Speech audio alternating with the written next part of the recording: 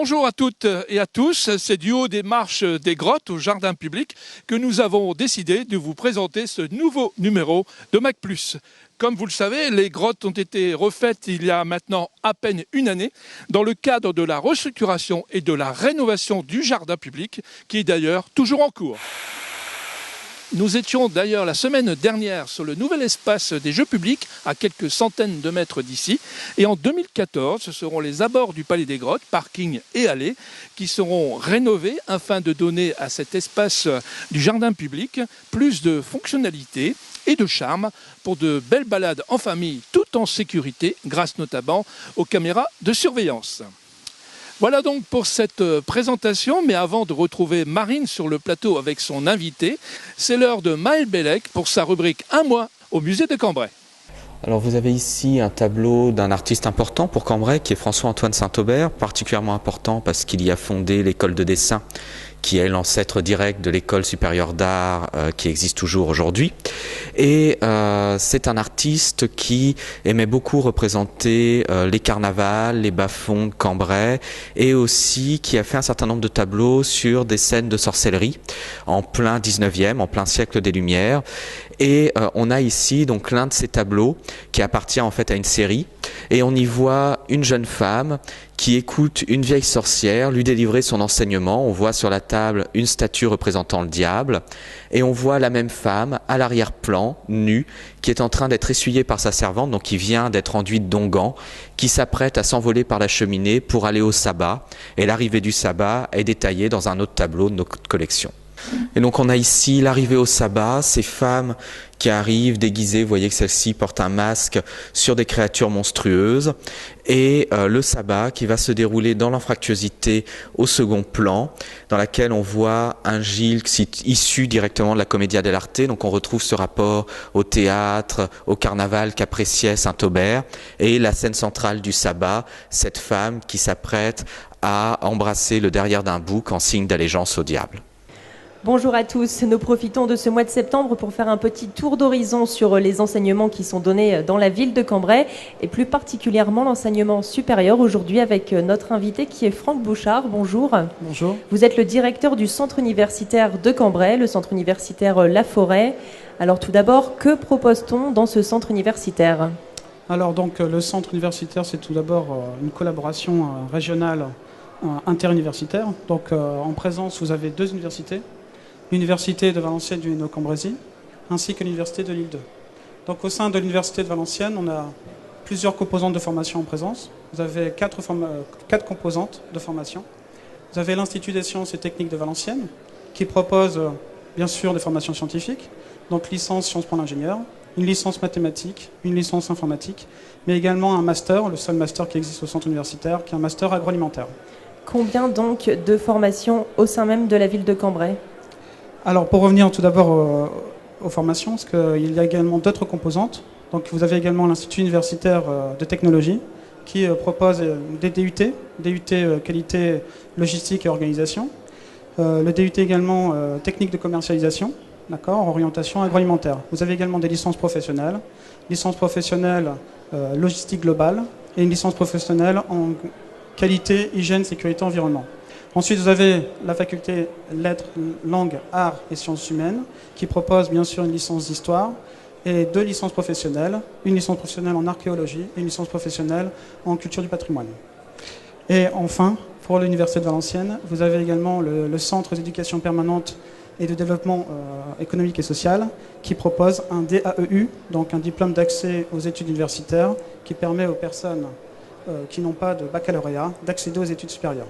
Ensuite, pour l'université de Lille 2, vous avez la licence de droit qui est proposée, mais également une licence professionnelle en management et conduite de projet en PME, PMI. Y a-t-il des nouveautés pour cette promotion 2013-2014 ? Alors, il n'y a pas de nouveauté. Il n'y a pas de nouveauté parce que nous n'avons pas fini le contrat quinquennal de l'université, parce que tous les 5 ans, nous revoyons le panel de formation. Donc il faut savoir que d'ici 2015, 2 nouvelles licences professionnelles seront présentées. Donc une licence professionnelle en production en agroalimentaire et une licence professionnelle en marketing et grande distribution.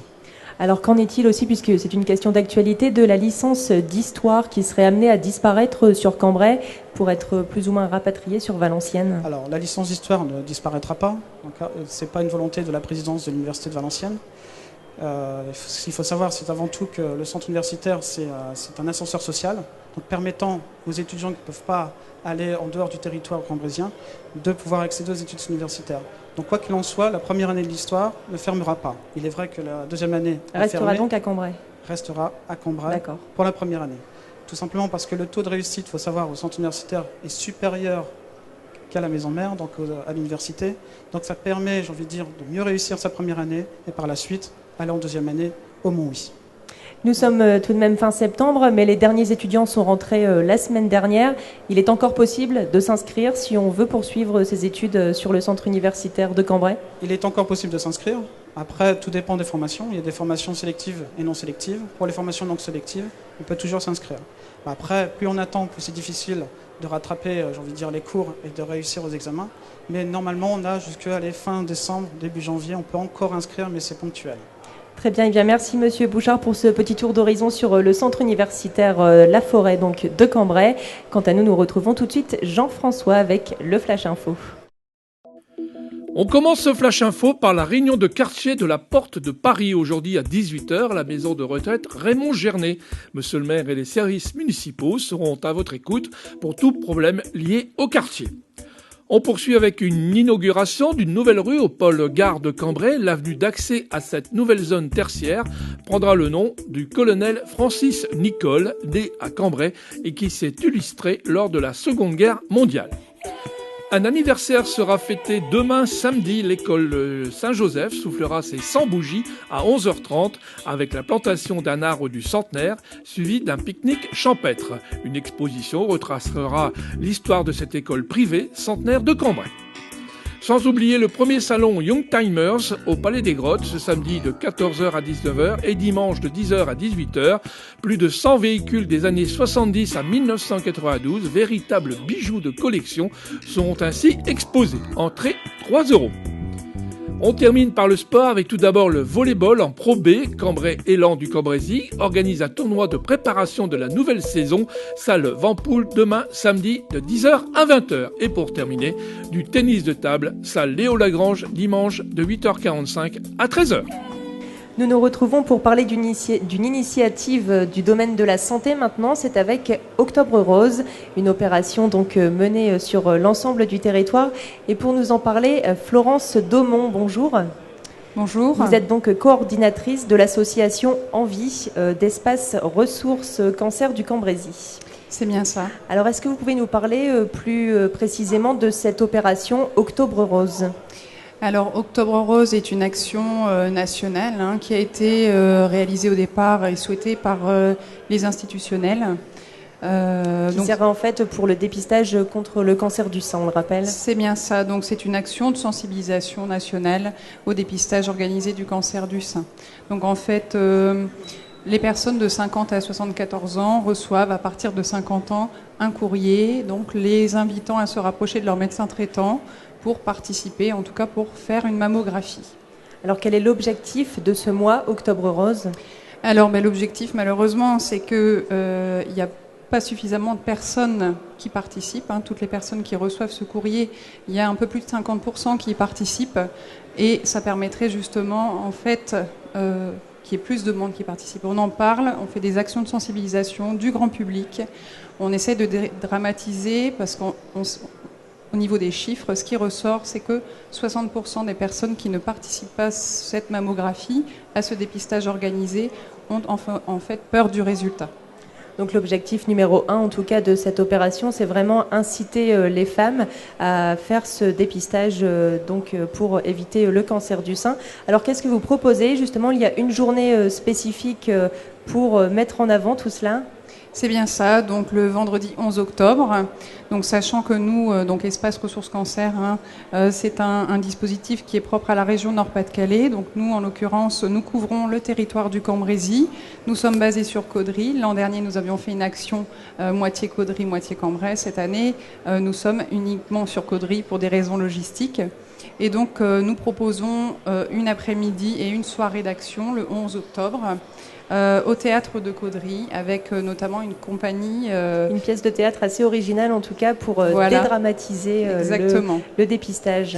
Oui, alors on accueille une compagnie qui s'appelle La Belle Histoire. Ils travaillent aussi avec les clowns de l'espoir, les clowns hospitaliers, et vont nous présenter leur pièce qui s'appelle La Ronde des femmes.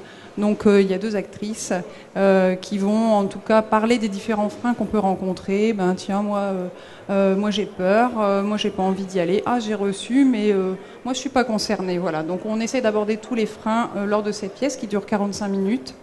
Donc ensuite, cette pièce de théâtre, il y a aussi une soirée qui avait bien marché, en tout cas l'an dernier à Cambrai. C'est ça, oui.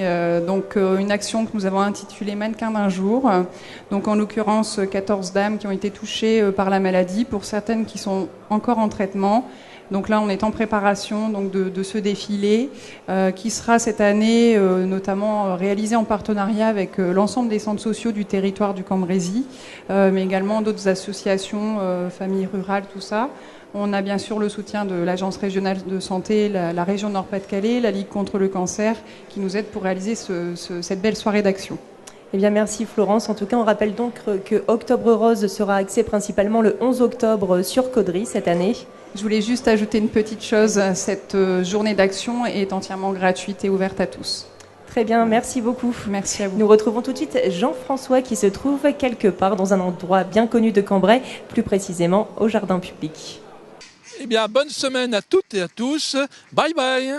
Ah mais attendez, il y a quelqu'un là qui arrive, que je connais, mais c'est Béa. Bonjour. Bonjour Béa.